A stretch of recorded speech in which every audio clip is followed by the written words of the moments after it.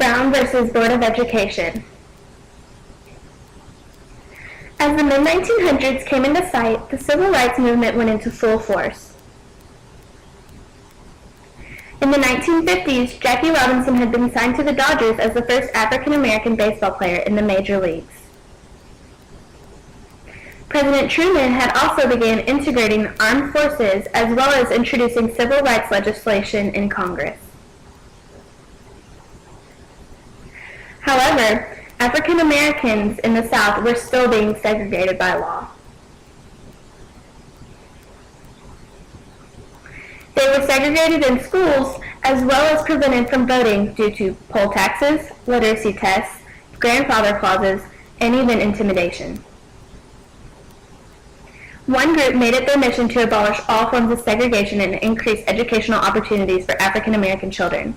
They called themselves NAACP, which stands for the National Association for the Advancement of Colored People.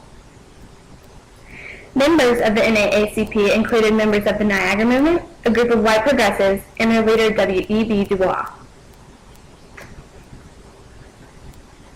For decades, NAACP attempted to overturn the Plessy v. Ferguson decision, which accepted the idea of separate but equal, with no luck. In 1951, a case was filed against the Board of Education of Topeka, Kansas, calling for the school district to reverse its policy of racial segregation. This case would come to be known as Brown v. Board of Education, which consisted of 5 cases, including Brown v. Board of Education of Topeka, Briggs v. Elliott, Boylan v. Sharp, Gebert v. Ethel, and Davis v. Board of Education of Prince Edward County, Virginia. The Supreme Court consisted of Chief Justice Earl Warren, Justices Hugo Black, Stanley F. Reed, Felix Frankfurter, William O. Douglas, Robert H. Jackson, Harold H. Burton, Tom C. Clark, and Sherman Minton. Thurgood Marshall would be the chief counsel for plaintiffs and would eventually become the first African-American justice on the Supreme Court in the near future.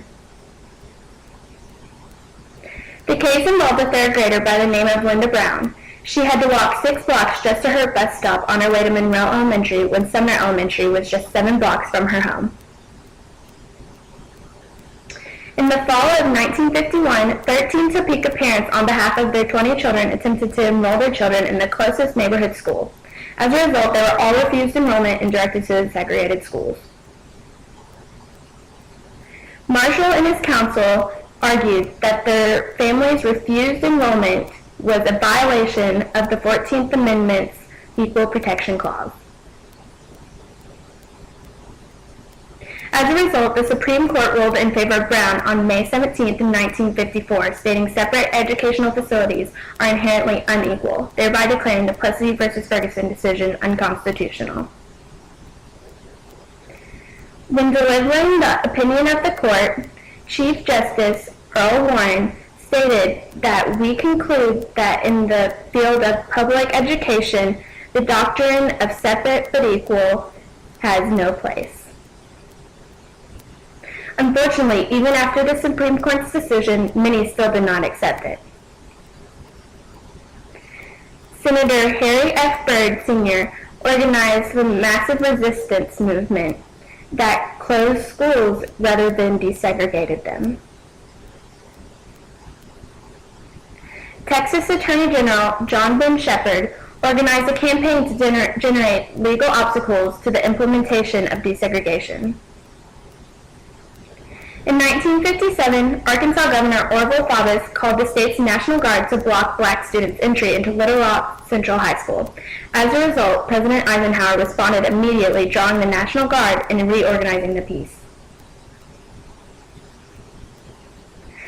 Although the idea of desegregation in public facilities proved to be a very tedious task, eventually it was done. Brown v. Board of Education was able to hold a prominent role in this revelation and helps lead our country to the equality we all hold dearly and witness every day now. Thanks for watching.